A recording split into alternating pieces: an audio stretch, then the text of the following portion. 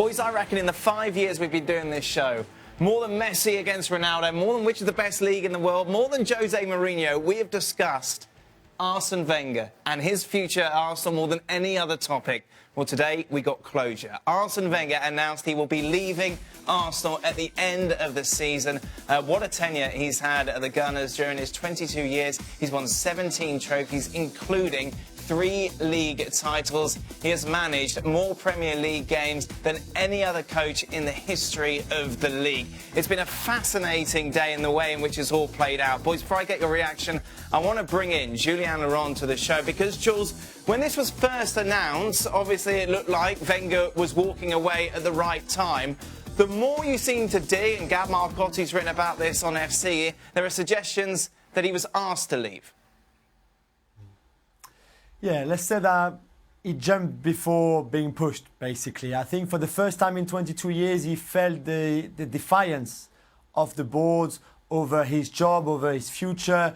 And I think before he had that sort of spell over the chairman or the board at Arsenal where he could, play his cards and somehow he would still be at the club and they would give him a new contract. But this time was different. This time felt really like a few people on that board, and I think it's no secret that Josh Kroenke, for example, Stan Kroenke's son, was one of the more pushing the most to replace Arsene Wenger. And I think Wenger really felt that, and he felt, okay, if that's the case, then I don't really have any other choice than going. What do you make of the timing? Well, I thought it might have been the summer, but actually, I think it's quite good now. It's somewhat a sense of a feel-good factor. The negativity, some may have come from... I think it's come from all of you at one stage. Yeah, I think, right, and I saw people, and a lot of people saying today when the news broke, oh, yeah, the ones that wanted Wenger out, they're all out now saying, oh, well done, look at his trophies, and, being two-faced and hypocritical. I don't think so. I think it's right and only right being our job to look at what he's been doing recently and how it's been going for Arsenal and compared to the other clubs. But also look at how Arsenal should be moving forward, but yet respecting what he did, particularly in the early years. So I think you can do a bit of both. I think it's great for them because they've got some big competitions to go, and obviously semi-final the Europa League. Yeah. That's going to be a big push for them, and I think it's just going to ease a little bit of pressure, particularly coming from the stands and the supporters. You talked about the early years, Stevie. Obviously, we've talked a lot about Arsene Wenger over his recent time, but he was a revolutionary, wasn't he, when he came across? With regards to the way he changed the diet and the way the players thought about the game? Yeah, I mean, Arsene was part of the change in culture in English football. It was still about, your first challenge was free. All that kind of stuff was still going on when he came. And he was part of the reason why all those things changed. Somebody like Cazorla that he brought in to play in the middle of the park. When Arsene Wenger went to Arsenal, that would never have happened. But as I said, he was part of a culture change, not only off the field, but particularly on it. And we should remember that. It's one thing, as Craig says, we talk about where Arsenal are right now. But I'll tell you what, we were saying the same things when George Graham got the sack, and we're saying the same things now that Arsene's gone. And we should remember how fantastic it was, regardless of who you support, to watch Arsene Wenger's teams play. And I think that was shown today, wasn't it, by the reaction? If you went on Twitter today, you would kind of be thinking, well, why was everyone so critical of Wenger? Because there were so many nice things being written about him, and his legacy will be remembered for his first half of the tenure, if you like, than the second one. And that really, over the last couple of seasons, has been my concern about Arsene Wenger. The fact that he has built all these beautiful things at Arsenal, that he has put together all this beautiful career, and then over the last few years, it feels like he took a flamethrower and he was spreading it all over the place and just kind of doing away with whatever he had done in the past. The truth is that you look at the numbers, and the numbers themselves are impressive, but it's the changing culture. It's the fact that he builds a new training facility, a new stadium. All of this that Arsenal became relevant worldwide, relevant in terms of presence, relevant in terms of power. That became so with Arsene Wenger.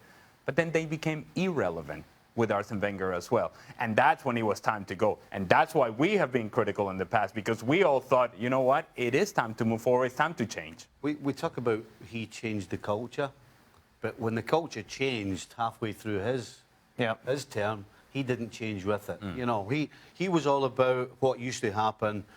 It was all about going out, picking out young players, bringing them in, building a team, doing it that way. And the culture now, and certainly the one that we can say he definitely didn't change with, is all about how much he spent. And he was a guy who did not want to do it that way. He said, I am not doing it that way. He stuck to his guns, but unfortunately, he got left behind. Let's be honest, though. He did stay on too long. Yeah. But it doesn't matter now. The decision's made. Whoever made it, not really bothered about that. Whether it was him or the board or both, it's made, and they can move. I still actually think he can manage. Right. It's just I think he needed a fresh start away from Arsenal and a new project, and Arsenal the same.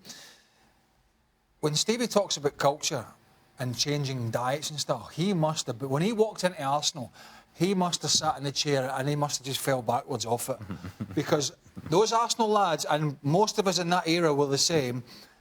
Those Arsenal lads never hide it. You know, the Adams, Yep. the Dixons, the Ray Parlors. The list goes on. That was the down the pub brigade. It was right.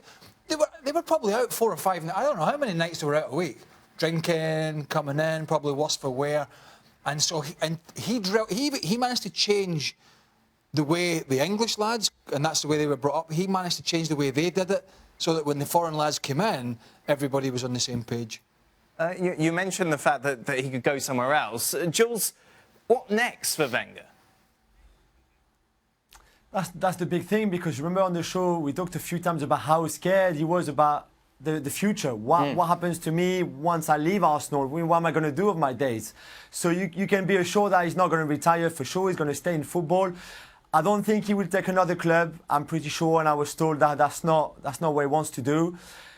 So there's two things. There could be a national team. You know, he can see himself as a head coach for a big country with a big project, not going somewhere exotic for the money. But I think, you know, if a big nation becomes available, I think he will be interested. And there's a few rumors already coming from France over some sort of director of football job somewhere. And I'm talking about France because maybe a PhD is something they will be looking into. So working with Thomas Tuchel, for example, the future manager, but overlooking the recruitment, overlooking the academy, maybe being the liaison between the first team squad and staff and the chairman and the ownership in Qatar. And I think that's something that he would be interested in, not just a PhD, but that's that kind of job, of work that he would be interested in.